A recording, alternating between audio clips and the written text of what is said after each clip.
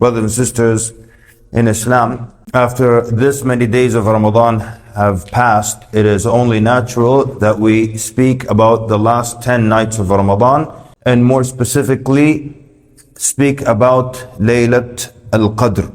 And from the importance of the last 10, the Prophet ﷺ was described when the last third of the night or the last third of the month of Ramadan comes in. The Prophet ﷺ, the expression is that he would tighten his belt and he would wake his family up for his prayer, and he would increase and intensify in acts of worship. So we have this opportunity. The first thing is, some of us maybe we're not too pleased with how the month has gone, and we had a higher standard for our acts of worship and we're not very pleased with what we've done so far. So the Prophet ﷺ said, "Man qama Ramadan imanan wa ihtisaban ghufira lahu ma taqaddama min dhanbihi." Whoever stands the night of Ramadan seeking full reward and with full iman, he will have his past sins forgiven. So maybe I'm not too proud of my qiyam. The Prophet ﷺ said, "Man qama Ramadan, man sama Ramadan imanan wa ihtisaban ghufira lahu ma taqaddama min dhanbihi." Whoever fasts the month of Ramadan seeking the reward with Allah and with full iman belief, he will have his past sins forgiven. And maybe I'm not too pleased with my work there. There is still another opportunity. And Nabi sallallahu alaihi wasallam said, "Man qama Laylatul Qadr imanan wa ihtisaban ghufira lahu ma taqaddama min dhanbihi." Whoever stands, stands here means he's praying. Whoever stands Laylatul Qadr, because the scholar said when an act of worship is mostly comprised of one action, like standing for example, then it will be expressed in terms of that same action. And there are many examples of this in the Quran, where Allah subhanahu wa ta'ala mentions standing, and here by standing it means salah. So the Prophet ﷺ said, whoever stands the night of Al-Qadr, he will have his past sins forgiven. And the Prophet ﷺ, from the importance of Laylatul Qadr, he was trying to figure out when it was so the ummah can benefit from it. So in this Ramadan, the Prophet ﷺ, he made a mu'takaf, he stayed i'tikaf in the masjid, which would be usually in the last 10, but the Prophet ﷺ did it in the last 20, just hoping to look for and identify Laylatul Qadr. And then when the middle 10 days of Ramadan passed, so now it's the 20th day and we enter the last 10, then it was revealed to him that what you seek is ahead of you. So we know that it is in the last 10 nights of Ramadan. Allah subhanahu wa ta'ala says in the Quran, Bismillahir Rahmanir Rahim, "Inna anzalnahu fi Laylatil Qadr." Indeed, we have sent it down in this night of Al-Qadr. And why was it given this name? And there are a various number of explanations. So one of them says that it's called Laylatul Qadr, the night of Al-Qadr, because لِقَدْرِهَا وَعَظَمِ شَرَفِهَا, because of its position, its rank, its position, and it's the great honor of this night. So it was called Laylatul Qadr. Another explanation is that the earth becomes tight and packed with angels. Like a number of things. The first thing is, what is the value and how do I benefit? And if the earth is filled with angels. In one hadith, the Prophet ﷺ said the number of angels on earth is equal to the number of pebbles on earth. There are millions and millions and millions of angels. But what does that have to do with me?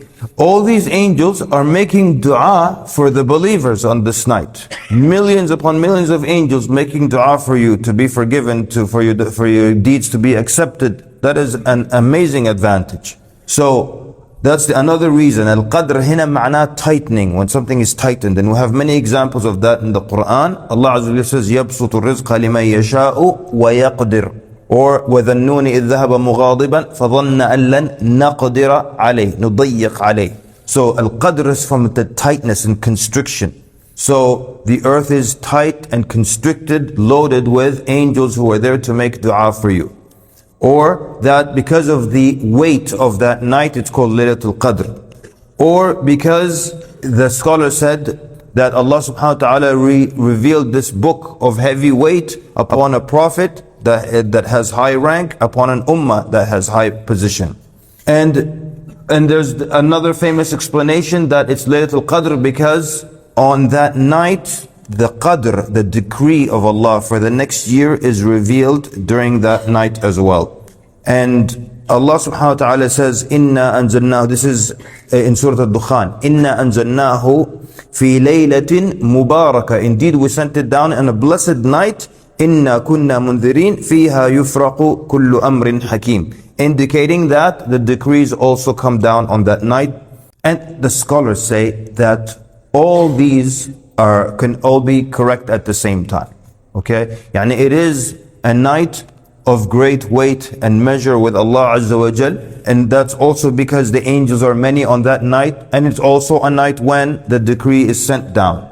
So we have then, Inna anzalnahu fi Laylatul Qadr. Indeed, we have sent it down. And what was sent down? The Quran. And one of the famous explanations is that the Quran was sent from the heavens to the earthly heavens, to the worldly heavens on that special night. وَمَا أَدْرَاكَ مَا لَيْلَةُ الْقَدْرِ. As we know, this is common in the Quran. When something is of great weight and measure, Allah subhanahu wa ta'ala will ask you again, and what would make you know? How would you know how great that night is?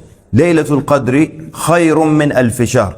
The night of Al-Qadr is better than 1,000 months. It is not just equal to 1,000 months or 84 years.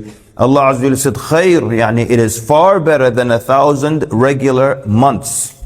And Laylatul Qadr khayrun min alfi shahr. It is better than 1,000 months. So the scholar said, if you are worshipping Allah subhanahu wa ta'ala on this night, if Allah Azza wa Jalla gives you tawfiq and you're doing acts of worship, it will be better than doing that act of worship continuously for 1,000 months or for 84 years. Better than that.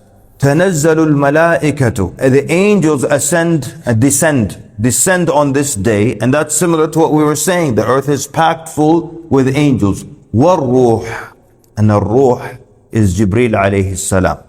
And one of the amazing things is that Jibreel alayhi salam, since the passing of the Prophet sallallahu alaihi wasallam, he doesn't have any reason to come down to earth. He doesn't come down to earth because there's no revelation to bring down upon anyone. So they said, this is such a great night that Jibreel alayhi salam, ar-ruh, shadidul quwa, the leader of the angels, the most powerful of the angels, he comes down on this night.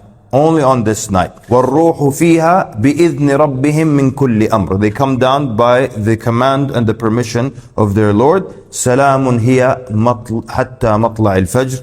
As that it is a night of peace and a peaceful night, which also entails that there is also the best behavior and peace amongst the believers until the Fajr comes. And Nabi sallallahu alayhi wasallam was once told by Jibreel when the Laylatul Qadr is. And he said he was coming to tell the believers, and on the way he saw two people having, two men fighting with each other. He said, so I was caused to forget it. And the scholar said it's not befitting that the night that is supposed to be a night of peace and peaceful has any type of fighting or that kind of indication in it. So now the important question becomes, when is Laylatul Qadr? And then the other thing we want to answer is, what do I do for these 10 nights, and what do I do if it is Laylatul Qadr? We have so much evidence, all of it authentic, and for the most part you can say conflicting. We have Abu Sa'id al-Khudri radiallahu anhu narrating that the Prophet sallallahu alaihi wasallam mentioned that when it's Laylatul Qadr, the Fajr of that night, he is going to be making sujood fi ma'in wa teen, on water and mud. It rained that night, and when the Prophet ﷺ got up from sujood after Fajr, they saw some like the signs of mud, that he had made sujood on mud and there was some water. So Abu Sa'id al-Khudri mentions this, and that happened to be the 21st of Ramadan. And then there's another narration about him saying the same thing about happening on the 23rd of Ramadan. Then we have Ubay ibn Ka'b radiallahu anhu swearing that it was on the 27th. He swore by Allah that it's on the 27th of Ramadan. Then we have Abdullah ibn Umar saying that it's on the 24th of Ramadan. Then we have the majority opinion that it is it shifts every year. Last year is on the 21st, this year is on the 25th, next year 27th, and so on and so forth. And then others, it's a minority opinion, say that it's the same night every single year. The whole point is that the Prophet ﷺ also indicated in some hadith that it is more likely to be on the odd nights. And then another narration mentions it's more likely to be on the seventh, the last seven. So it could be before that. فَتَحَرُّوهَا فِي السَّبْعِ الْأَوَاخِرِ. They seek it in the last seven. The whole point is for the servants of Allah Azza wa Jal to put effort in the last 10. Because if you try to use math and pinpoint where it's going to be, you're not going to settle upon anything that is certain. So the whole point is for people to put effort in all the 10, trying to seek it out. So there are a number of things. So then what should we do? And how do we seek it? And how do we balance that with work and other things? And the point is to put whatever effort you're able to do, whatever you're capable of doing. Yani no one is asking anyone to break their neck and to stay up all night and to go to work and to come back and stay another night and things of that sort. Everybody knows their schedule. Everybody knows what they can bear. And you are able to put a combination of different acts of worship. So you're going to pray, you're going to make dhikr of Allah Azza wa Jal, you're going to recite Quran, you're going to make dua to Allah Azza wa Jal. Aisha radiallahu anha, when she asked the Prophet sallallahu alaihi wasallam, if it is Laylatul Qadr, and if I know it's Laylatul Qadr, and so the scholar said something that you might also get a sense when it's Laylatul Qadr, because Aisha said, if I figure out that it's Laylatul Qadr, if I know, through a feeling of peace or what have you, what should I say? And the Prophet ﷺ tells her to say, Allahumma innaka afuun tuhibbul afu fa'fu anni. In this place and this time, if you feel and if you know, and even if you don't know, it's Laylatul Qadr, you're asking Allah subhanahu wa ta'ala for al-afu, to be pardoned. And the scholar said, there is nothing that is heavier on the believer than their sins. And so we're badly in need of our sins to be forgiven and to be removed. So in this place here, An-Nabi sallallahu alaihi wasallam is telling Aisha radiallahu anha to ask for the highest level, not just for forgiveness, where the sin is pardoned, but it's still in your records. But for the highest level, al-afu, where it's not even mentioned in your records. So, but that doesn't mean that Aisha radiallahu anha meant that she's just going to sit all day or all night and just make that dua. Because we said, al-asl man qama Laylatul Qadr, that the qiyam, which means the salah. So you're between salah and dhikr and dua and Quran and making this specific dua that the Prophet sallallahu alaihi wasallam said. And everyone just does whatever they can. And what if my work schedule is so difficult, it doesn't allow me to do all 10 طيب. In this case, if you were given the option between the odd nights and the even nights, what would you do? طيب, if someone is so busy, خلاص, then focus on your odd nights. And then to throw some further confusion, yani what if one country fasts a day before another country? And then that year, the 27th of Ramadan is Laylatul Qadr. For the other country, it will be on the 26th. So the scholars say it could even be on an even. So the whole point is for us to put effort.